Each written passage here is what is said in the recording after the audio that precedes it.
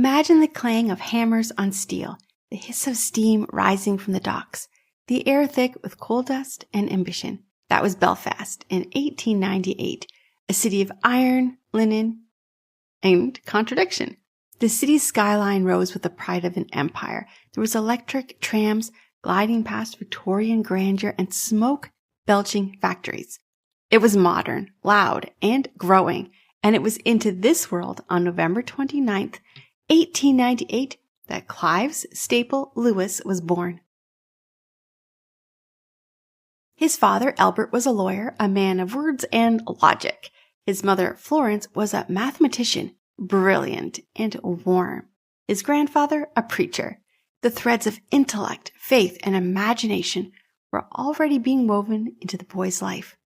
Clive had an older brother, Warren. He called Warnie, and from the very start, the two were inseparable. They didn't just play, they created imaginary kingdoms, talking animals, worlds that stretched out in stories and scraps of paper. But there was something else too, something peculiar for a child so young. Clive hated his own name. At just 4 years old, tragedy struck. The family dog was killed in an accident. It devastated little Clive. And from that day forward, Clive insisted on being called by the dog's name, Jack Lewis. And that's who he would be for the rest of his life.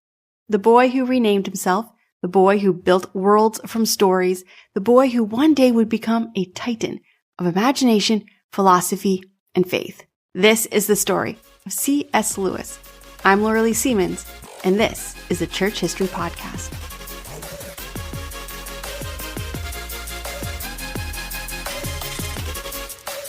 Welcome back to the Church History Podcast. If you're just joining us, this season is called The Church at War, a journey through the early 1900s as we explore how the global church responded to the outbreak of war, both on the battlefield and in the hearts of believers. We move through church history chronologically.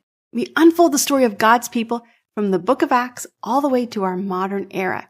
And today, we're focusing on one man, a man whose mind shaped theology, literature, and imagination for generations to come. A man whose life was shaped again and again by trauma. Today, we're stepping into the world of C.S. Lewis.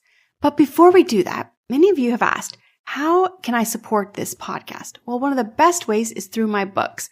I write about church history in a way that's accessible, personable, and true to the incredible stories of faith that have shaped our world. Whether you're a longtime listener or new to the journey, the books are a great companion to everything we talk about here. Here's a quick word about that. My new book, The Church is Corrupt, is available for order.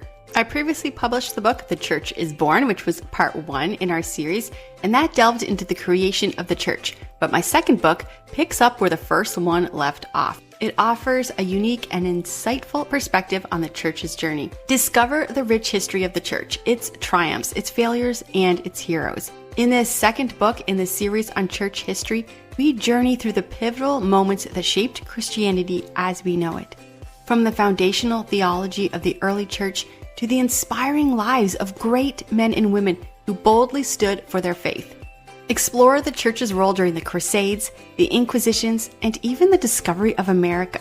Learn how over centuries the church began to slowly lose its way, setting the stage for the monumental changes just before the Protestant Reformation. With each chapter highlighting a different story, you're going to be inspired by the heroes of our faith and challenged to reflect on the lessons from the church's successes and its stumbles.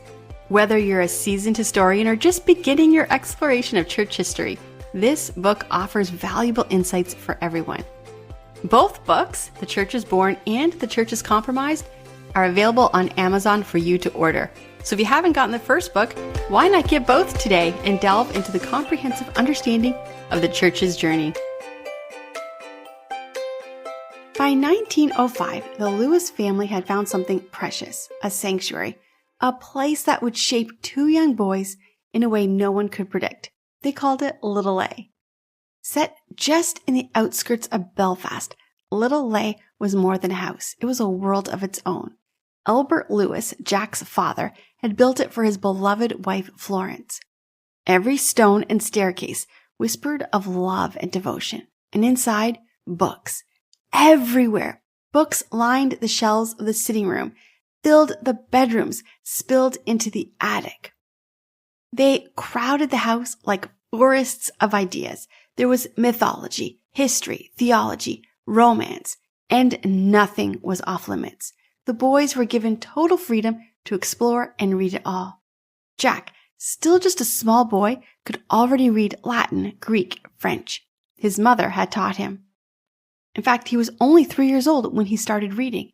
And by the time they moved to Little A, Jack wasn't just reading books, he was devouring them. But the most magical place in this little house wasn't the library. It was a little room at the end of the upstairs hall.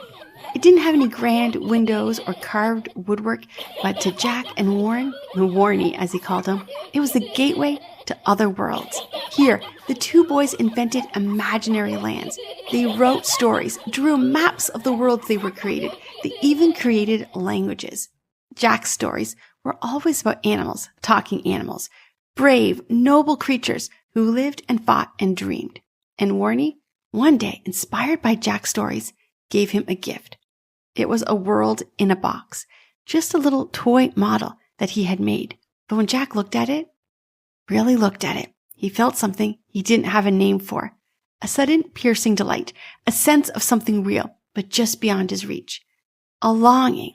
He called this place paradise, and what he was looking for was joy. That moment stayed with him his entire life. The joy wasn't like happiness. It wasn't pleasure. It was deeper and fleeting and mysterious. But once he felt it, Jack Lewis began chasing it for the rest of his life. He called that world inside the box paradise. In 1908, the world that Jack and Warnie had built with words and wonder came crashing down.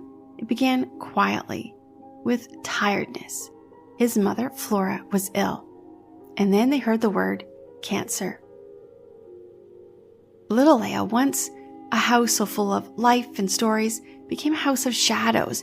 There was hushed voices behind closed doors, a sharp scent of medicine in the halls. There was whispers and crying, and always fear. Jack had been raised with the Bible. Flora had read it to her sons faithfully. She had given each of them their own copy. And Jack believed what it said. Jesus healed the sick. Jesus even raised the dead. So Jack prayed, not as a theologian or philosopher, with utter certainty. He believed his mother would be healed. He never even feared her death. Why would he? Jesus would save her. But on August 23rd, 1908, in the middle of the night, Jack woke with a sharp pain in his jaw. He had a toothache, and he called for his mother. But she didn't come. Instead, his father came. Albert Lewis sat on the edge of his bed. In a voice that Jack would never forget, he told him his mother was gone. Jack didn't believe it. He refused to.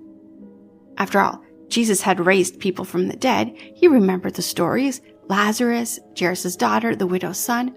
So Jack waited. He waited for the miracle. Jesus would clearly raise his mother from the dead. But the miracle never came. Instead came the funeral.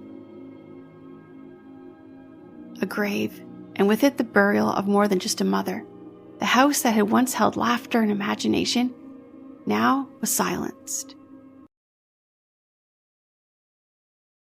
The joy that danced in all the corners was gone, and in its place was grief. Jack was only 9 years old, just months away from turning 10, and the world he thought he knew, the God he thought he knew, had failed him. Grief didn't just break the Lewis home, it reshaped it. After Flora's death, Albert Lewis was not the same man. He became bitter, quick-tempered. Grief does strange things for people, and for Albert it hardened him. The house that had once overflowed with warmth and books and stories was now filled with tension and anger. One day, Jack and Warnie, desperate to cling to this imaginary world they had once shared, built a tent inside the house. Inside it, they made up a new world. It was their effort to bring joy back into the corners of their little home. But when Albert came home and saw the mess, he exploded. He yelled and screamed at the boys. and he threatened them and said, "I'll send you both to America." That night, Jack lay in bed with his heart pounding. The world had already taken his mother. Now he feared it would take everything else. He waited, night after night, afraid that at any moment his father would make good on the threat. But Albert didn't send them to America. Instead, he sent him to boarding school. Only 1 month after his mother's death, in September, Albert sent the boys away. Just like that, there was no more familiar bookshelves, no more imaginary lands and attic rooms, no more Warnie to whisper stories with at night. Jack was 10. He'd lost his mother to death. He'd lost his father to bitterness. And now he was losing his brother to distance. He was sent to the Warnard School, a boarding school in England. It was strict, cold, and definitely a joyless place. The headmaster was harsh and the discipline severe. This was not a school for dreamers. This was a place for obedience and rules, a place where wonder did not belong. For Jack, it felt like he was being punished. He was alone, wounded, and thinking, why had he even trusted God at all? School was supposed to shape boys into men. At Warnard, the rules were clear. A boy's worth was measured on the playing field. A boy's worth was measured by strength, speed, and athletic dominance. Jack didn't stand a chance. He had deformed thumbs, something no one had ever really talked about before, but because of that, he couldn't catch a ball properly. He couldn't hold a bat like other boys. He tried, but it didn't work, and the other boys noticed. To them, Jack was soft. He liked books. He loved stories. He preferred Latin grammar to rugby chants, and that made him different. The boys felt that he was too feminine. In 1911, Jack was transferred to a new school, part of the Malvern College in England. Now he had a new uniform, new rules, and new disappointments. The school was no kinder than the last one, but at this school, something unexpected happened. In gym class of all places, Jack encountered beauty. One day the door opened, and in walked a dancing teacher. She was unlike anything Jack had seen. She was confident and graceful. She smelled like powder and flowers. And utterly unaware of the storm, she had just awakened. She said something strange that Jack never forgot. She opened her mouth and said, "I love the smell of bunting." He didn't even know what that meant, but it felt like poetry and it was beautiful. At that moment, Jack suddenly realized something. Girls were beautiful, not in a storybook way, not in an abstract. They were truly beautiful and mysterious. He was a tender-hearted boy, but the world around him said that wasn't enough. He needed to be a man, and he wanted girls to like him. So he believed to be a man, he had to be hard, stoic, and tough. So he buried the softness and the wonder and the joy, and he tried to be the kind of man he thought the world demanded. Time passed and Jack grew. School terms came and went, and during the holidays, Jack would return home. But home was no longer a place of comfort, not for Jack. His relationship with his father, Albert, did not recover.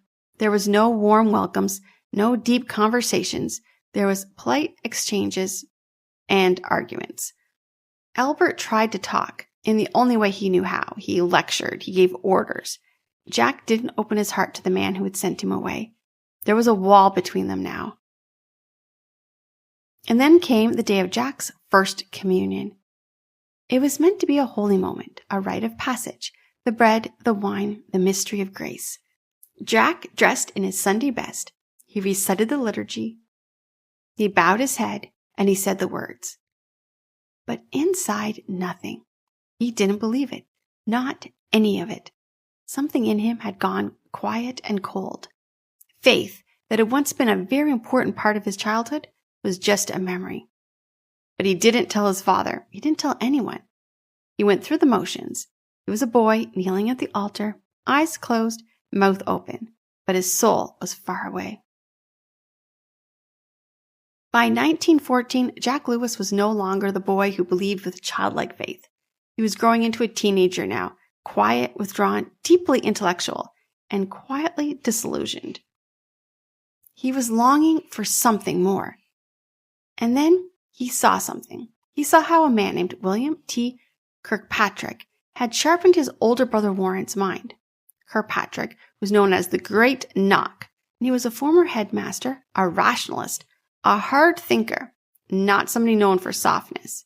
Jack believed this man might be the teacher he needed. So he went to his father with a special request.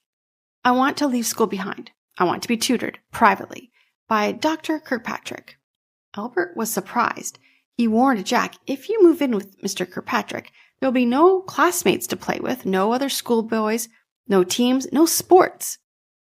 He didn't even know that's exactly what Jack wanted. Jack had never told him how miserable school had been, how he dreaded the sports, how he didn't fit in, how other boys mocked him. Instead, Jack just said, I want to go. And in April of 1914, at the age of 15, Clive Staples Lewis moved into the home of William T. Kirkpatrick. Jack felt he was exactly where he needed to be. From the very first day in the William Kirkpatrick's home, Jack knew he had found his world. Kirkpatrick was an atheist, but he was also a brilliant, relentless mind. He did not believe in God, but he did believe in reason. He lived for arguments, for books, for language. He read, he wrote, he debated, and he demanded the same from Jack. The routine was strict, but beautiful. Breakfast at 8. By 9, Jack was at his desk, reading, writing, and translating Latin, Greek, and German. At 1 o'clock, lunch. The afternoon was for walking and thinking. At 4 o'clock, tea, more study, usually the classics, and supper at 7. After 7 was long evenings filled with conversation and debate. Bed strictly at 11. And then you're up to do it all over again. For most teenage boys, this would have seemed unbearable, but for Jack, it was paradise. His mind grew sharper by the day. He began reading German fluently. He pored over classical texts. And one writer, above all, captured his imagination. William Butler Yeats. Yeats wasn't only a poet, he was a mystic. His writings were drenched in mystery and myth and the supernatural, and Jack just couldn't get enough. He was obsessed. He had a hunger for wonder and craving for something just beyond the veil. Later in life, he would call this a spiritual lust. Jack became fascinated with mysticism. He began to read about the occult, seance circles, spirit boards, rituals designed to pierce the line between life and death, and he loved it. Not just the mystery of it, but the rebellion of it. Christians warned against it, atheists dismissed it, and Jack ran towards it because it was dangerous. He felt like everyone else was asleep and he was the only one waking up. One of his favorite routines was to walk to a bookshop in a nearby town. He'd spend hours browsing the shelves, flipping through pages looking for the next great book to feed his hunger. One day, in a little shop, he found a strange old volume. It was called Phantastes by George MacDonald, and he bought it, boarded a train, and sat by the window and began to read.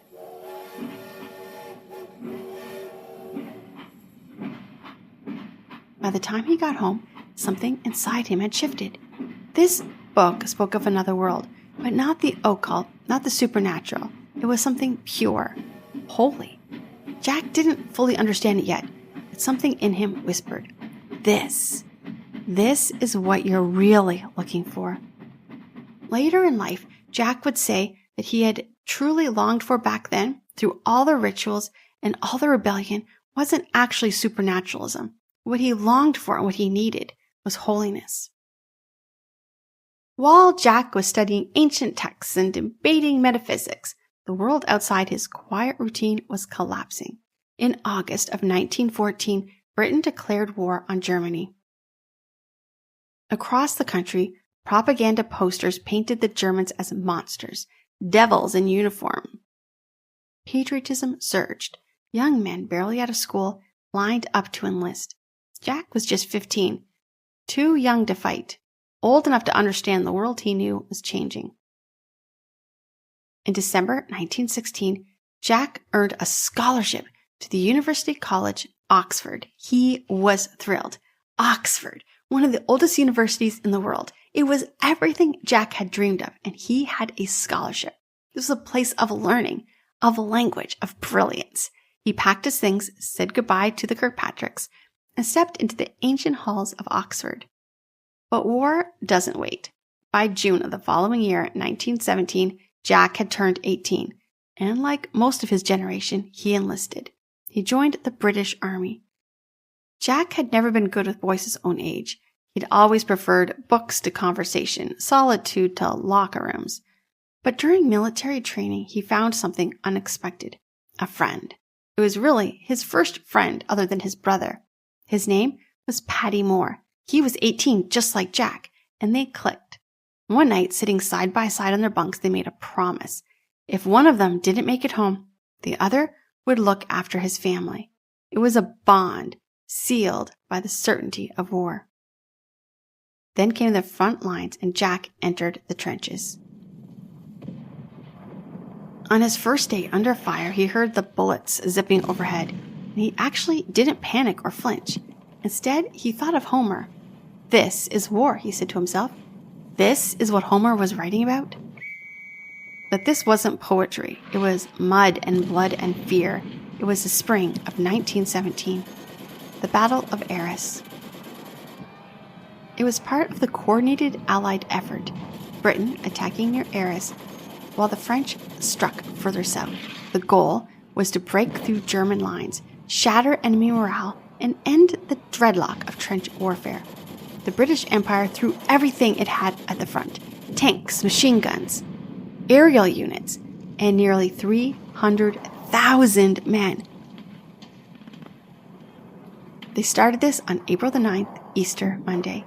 For 7 days, British artillery pounded German positions with over 2 million shells. And when the troops finally advanced through the mud and the wire, it worked at first. The British made great gains, far more than expected. They pushed the Germans back nearly 5 miles in a single day. They captured high ground in towns like Vimy Ridge. But then everything slowed down because the rain came and the mud thickened, and German reinforcements dug in. And what followed was a brutal stalemate. Men clawing for inches of shattered land, weeks of trench raids, counterattacks, suffocating gas. By the time it was over, nearly 160,000 British and Commonwealth soldiers had been killed or wounded. The mud was red. And there, in that soaked mud, was Jack.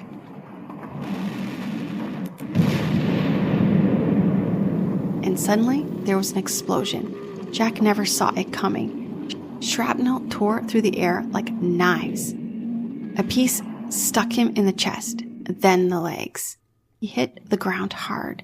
The wind knocked out of his lungs. The pain came next, hot and pulsing. And what he saw beside him would haunt him for the rest of his life. His lieutenant, his commanding officer, who had just saved his life the day before, lay sprawled in the mud, parts of his body gone. The explosion had ripped him apart. Jack couldn't move, he couldn't speak. He lay there in the mud and thought, I am dying. Here lies a man dying. And then the strangest thing, he thought, this is not even interesting. There's no music, there's no poetry, no special light. There's just blood and mud. This is not what he thought death would be like. But something inside him refused to give up. Maybe it was an instinct, maybe it was grace, but something inside of him said, live. So Jack began to crawl. He pulled himself forward inch by inch through the mud, past the shattered bodies of his friends, to a place where the medics could find him. And somehow he made it. A stretcher team reached him, pulled him from the battlefield, and loaded him onto a medical truck. He was still bleeding, still in pain, but he was alive. Jack survived the battlefield, but the war never left him. Even after the uniform came off, even when the wound started to heal, that war stayed in his mind and in his dreams. For many years after that, Jack suffered nightmares. He would wake in the middle of the night, sweating, shaking, and gasping for air. Those images refused to leave him. The shrapnel, the broken bones, the moment he thought he was going to die and felt nothing. During his recovery in the hospital, Jack was given a book by a writer named J.K. Chesterton. It was the first time in a long time that something stirred his soul. Chesterton wasn't just a Christian, he was brilliant. He made arguments for God that were not naive or emotional. They were logical, philosophical, they were even poetic. And Jack found himself intrigued. Now, he didn't agree with this writer, but he respected them. And it planted a question in his mind. Could intellectual people believe in God? But every time that question tried to take root, another voice would answer. A dark voice. A voice shaped by the mud and the gunfire and the dying man. If there was a God, why hadn't he stopped the war? Why had he let boys die screaming in ditches? And worse, if he did have the power to stop it, if God was real and he could have stopped the war and didn't, wasn't that even more terrifying? Jack wrote, if there is a God, he must be a terrible, horrible God. It was December 1918. The war was over. Jack Lewis was 19 years old, discharged from the British Army, physically scarred, emotionally worn, but he was no longer a boy. He returned to Oxford. Now he was a man. He was quieter now, more deliberate. He'd seen death up close, and he'd seen madness in men's eyes. And now he was ready to live, not as a boy, but as a man. Part of that decision meant walking away from something he had once loved, the occult. Jack had really enjoyed seances and spirit boards. He had loved reading Yeats and chasing after his hidden knowledge. He had wanted the thrill of forbidden things. But something had changed. One night on the battlefield, he had seen a fellow soldier, a man who was involved in the occult. And when he had died, he had screamed. He had cried out that he was being dragged into hell. Jack didn't believe in hell. He didn't even believe in God. But that memory burned in his mind, and he felt like it was some kind of a warning, a line, do not cross here. So he simply put all of the occult books away. Not because he was a believer, but because he wasn't a believer. If he didn't believe in God, he couldn't believe in this either. Back at Oxford, one absence haunted him. His friend, Paddy Moore, his closest friend, the boy he had made a vow with. Paddy didn't come home from the war. Jack found his family just as he had promised. Paddy's father had gone, abandoned the family when Paddy was just a little boy. But his mother, Miss Janie Moore, and his sister Maureen still lived, and they were alone. So Jack did something few 19-year-olds would do. He moved in with them. He helped them with the home. He bought groceries. He ran errands. He even helped them with the rent. And Mrs. Moore became something he had been missing for years, a mother. Jack had lost his own mother at 9, and now, 10 years later, he had found another mother. And he would care for her for the rest of her life. Out of loyalty, and out of love, and out of a promise he had made beside a bunk bed when he was 18 years old. And at Oxford, he met other young men who lived in their minds, who loved books, ideas, and languages. Together, they debated everything. They debated politics, philosophy, art, but most of all, theology. One friend in particular shared Jack's worldview. He was, like Jack, a materialist. That was someone who believed that reality was nothing more than what you could see, touch, and measure. But then one evening, that friend came with an announcement. He had changed his mind. He had become a Christian. Jack was stunned and then furious. It felt like a betrayal, like intellectual cowardice. How could a rational, thinking person abandon materialism? How could anyone go backward, back to myths and fairy tales? The arguments began and didn't stop. Night after night, the young men gathered in dorm rooms, common halls, and at the bar, their voices rising over the crackling of the fire. They debated materialism versus faith, reason versus revelation. Jack argued with passion, but slowly, deep down, he began to feel it. His position just wasn't as solid as he thought. There was another friend who also argued with him. That man's name was J.R.R. Tolkien. Yes, that Tolkien. He also was a Christian. But unlike the dry religion that Jack had rejected, Tolkien's faith was rich and alive with imagination. And Tolkien and Jack loved to talk for hours about Norse legend, medieval texts, and the power of telling a story. Tolkien didn't argue, he invited. And Jack found himself thinking, maybe the faith he dismissed wasn't childish. Maybe that faith was stronger and older than he had realized. He began to reread the authors he had always loved. George MacDonald, J.K. Chesterton, Dante, Milton, even Shakespeare. And he began to notice something. The writers who stirred him the most, who filled him with longing, who seemed to speak to that hidden ache in his soul, were all Christians. The writers who rejected Christianity were clever and entertaining, but when it came to truth, none of them had answers. And Jack started to ask real questions. At that same time, he wanted to be a writer.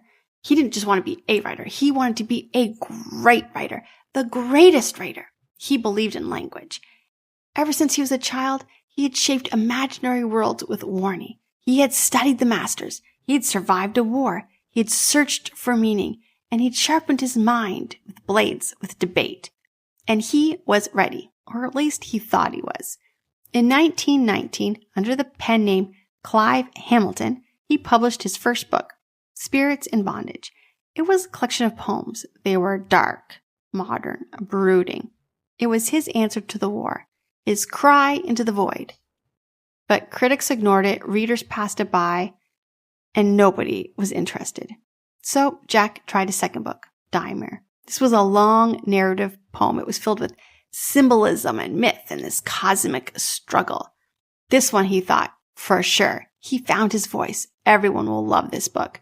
But it flopped. There was no buzz, no praise, no breakthrough. In fact, anyone who did read it said it was so long they couldn't even finish it. He had failed as a writer, and that was a deep wound.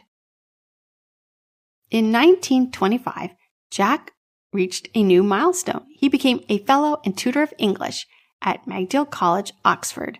This was a great appointment and a job he would keep for the next 30 years.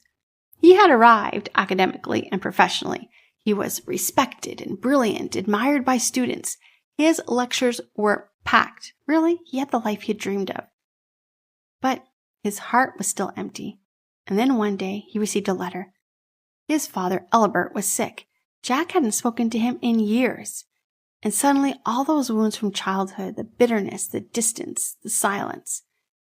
He realized he needed to do something. That summer, he traveled home and he spent 6 weeks with his father.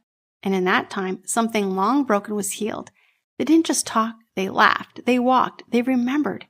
And for the first time, Jack saw that his father really did love him. Albert was proud of Jack, proud of the scholar he'd become, proud of the man he'd become. By the end of the summer, they weren't just father and son, they were friends. And then Albert died, and Jack was left without parents. But in that aloneness, something unexpected happened. He realized he did believe in God. He didn't believe in Jesus, and he didn't believe in heaven, and he definitely didn't believe in the church. But he believed in God. God as a spirit. He didn't know what to call it. Maybe all religions were wrong. Maybe none of them had it fully right. But he believed in this. God, this spirit, as he called it, was real. And not just real, but personal. One day, Jack heard a voice when he was talking to this spirit, and the voice simply said, I am. And in that moment, Jack believed in the I am. He believed in God.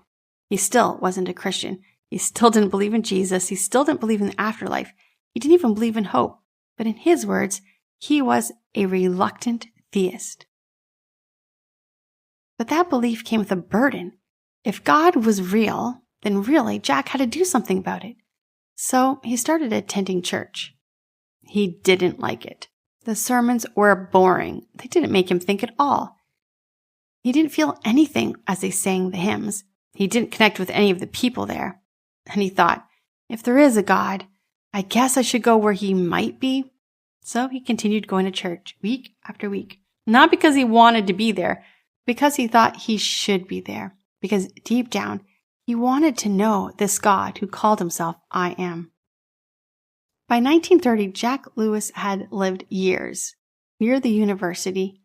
He had been a soldier, a student, a writer, although a failed writer, and now a reluctant believer.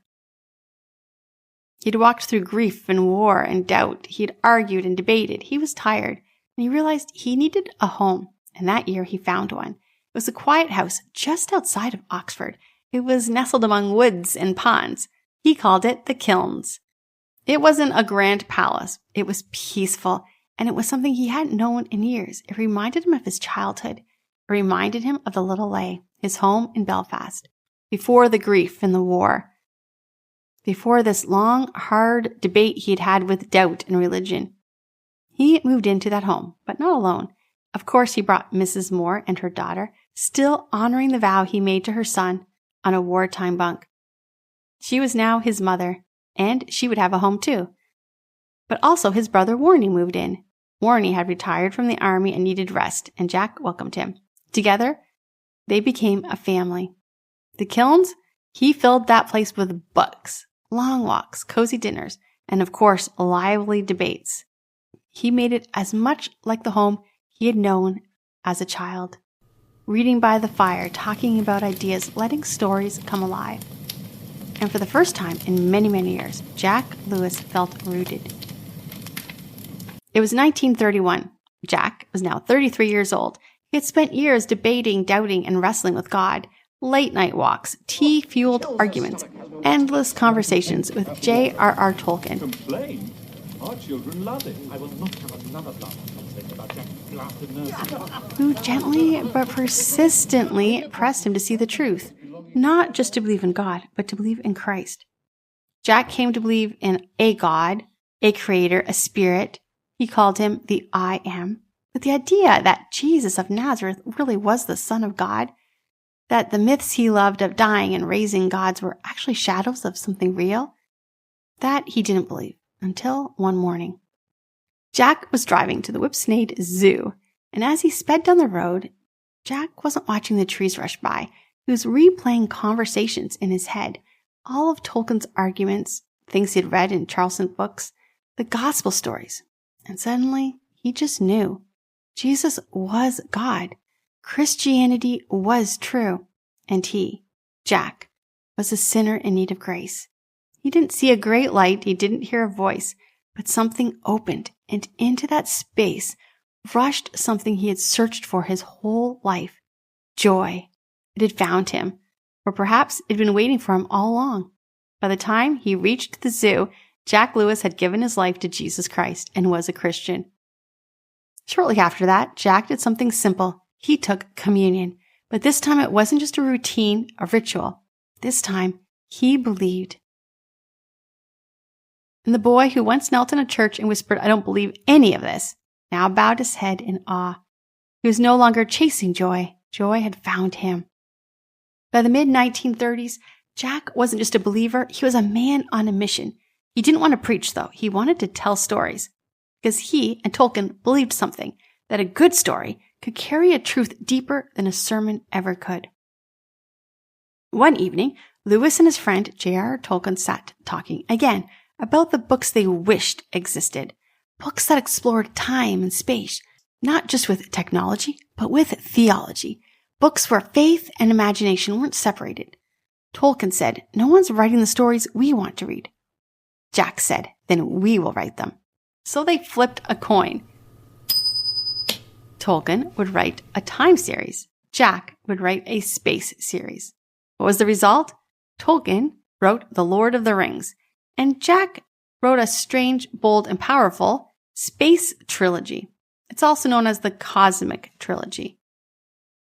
The first book, Out of the Silent Planet, came out in 1938, followed by The Voyage to Venus, and then The Hideous Strength. This book followed a man named Dr. Ransom, who traveled to Mars, Venus, and then to Earth to confront a cosmic war between good and evil. These weren't just science fiction, they were theological allegories. Jack had done something few writers had ever done. He had crafted fantasy, but not a fantasy to escape into. Fantasy that was an invitation, a way back to wonder and a way back to truth. Jack knew firsthand, sometimes it takes a story to bring you home. September 1st, 1931, the world was at war again. Germany had invaded Poland. Britain responded, and in a single day, Europe stood back on the edge of destruction. World War II had begun. Jack was now a professor, an author, and a believer, and he watched it unfold with sadness. He had lived through a war already, and now he was seeing what bombs could do to cities. He knew what grief could do to faith. In 1940, just a year into the war, he published a book called The Problem of Pain. He asked one of the hardest questions in all of theology. Where is God when it hurts? When bombs fall, when children cry, when the world turns to ash? Is God still good? Jack's answer was not easy, but it was honest. Pain, he wrote, is God's megaphone to rouse a deaf world. Suffering is not a contradiction to faith. It's an invitation to trust in something beyond understanding. The book struck a nerve. And then Jack did something bolder. He wrote a book about hell, but not in the way anyone expected. In 1942, he released The Screw Tape Letters. This is a story of a junior demon named Wormwood, who is tasked with leading a man into destruction. Wormwood is guided and often mocked by his uncle Screwtape, a senior demon, with centuries of experience corrupting human souls. The book is satire, but sharp. In one scene, Wormwood asks his uncle whether he should tempt the young man to support or oppose the war, and Screwtape laughs. It doesn't matter, he said, whether he's for or against it. Make him certain he's right, then fill him with hatred for anyone who disagrees. Let him feel that his cause is holy and all others are evil. Feed his pride, fuel his contempt. And we'll have him, no matter which side he's on. Jack had seen what war did to men. He had lived through those trenches. And he saw what war could do to the soul. His message was simple. It's not what side you're on that damns you. It's what your heart becomes in the process. During World War I, Jack was a soldier in the mud, wounded, frightened, dying without hope. But in World War II, he was something else, a voice of hope. As Britain again found itself under siege, its cities bombed, its people scattered, the BBC turned to an unlikely figure, a professor, a former atheist, a man who knew what it was to question everything. They asked Jack to speak on the radio to address the nation. He went by his birth name, C.S. Lewis. And he would answer the questions people were too afraid to say out loud. Is there still a God? Where is he in all this fear? Does faith even matter anymore? In these talks, I've had to say a good deal about prayer. And before going on to my main subject tonight, I'd like to deal with a difficulty some people find about the whole idea of prayer. And so Jack spoke as C.S. Lewis. Not with fire and brimstone or with some booming oratory. He was calm and steady. He talked about sin and grace and the stubborn truth of Christianity in a broken world. His words were so simple and clear, and literally millions listened. Week after week, his broadcast became the most listened to program on the BBC. Later, those talks were published as a book and became one of the most influential books in church history, Mere Christianity. At that very same time, Britain was evacuating children. The Blitz was turning London into rubble, and families were forced to send their young sons and daughters to the countryside, anywhere to be safe. So Jack opened his home. And the Kilns welcomed 4 children. One day, a little girl asked a simple question. Can I play inside that wardrobe? Jack nodded and then paused. That question, so innocent, it opened something in his imagination. And he saw it, a hidden world inside of a wardrobe, a snow-covered forest, a lamppost in the woods, and a lion. That question became the beginning of a story that would change generations. In 1950, he published the first book in the series, The Lion, the Witch, and the Wardrobe, and it was followed by 6 more. They became known as the Chronicles of Narnia. These weren't just stories. They taught young readers without preaching that courage, humility, and grace could conquer even the darkest magic. At that same time, Jack's academic career reached new heights. In 1954, he was appointed to one of the most prestigious posts in the world of literature, chair of medieval Renaissance literature at Cambridge University. It was a rare honor, especially for someone who had spent so much of his career at Oxford. But Jack accepted. He moved between these two worlds, one filled with these ancient texts and university halls, the other filled with fawns and talking beavers and golden thrones, and somehow he belonged in both. Over the years, Jack received thousands of letters from fans, from skeptics, from children who had walked through wardrobes in their imagination. But one day, a letter stood out to him. It was from a woman named Joy Davidman. She was unlike anyone Jack had ever met. Joy was a Jewish writer from New York, once an atheist and a committed Marxist.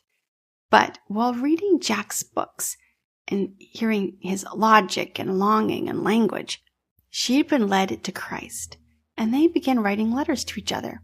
What began as an intellectual admiration soon grew into friendship, and then something deeper. They were matched in wit, in passion, and in faith. Joy had 2 sons. She had lived a hard life, and she was sick. Bone cancer, the same disease that had taken Jack's mother. It felt familiar. Joy and her boys came to England. Jack, never one to rush into emotion, realized something. He cared about Joy. He loved her. He wanted to protect her and her sons, just as he had once needed protecting. But her health was collapsing. Doctors said, really, it was only a matter of days. So Jack married Joy, knowing she would die in just a few days. Jack called a close friend to come and pray for her. There were no dramatic scenes, no thunders from the heavens, but a quiet prayer over a dying woman. And then something happened. She got better. Not just better, miraculously better. Her cancer went into remission. It was, as Jack would later say, as if a door had been opened. And so for the next few years, those were the happiest of Jack's life. He had a family, a wife, 2 sons. They traveled, they read together, they debated and laughed and prayed together. Jack had always imagined a home filled with books and love and faith, and he had one. He was raising Joy's 2 sons as his own.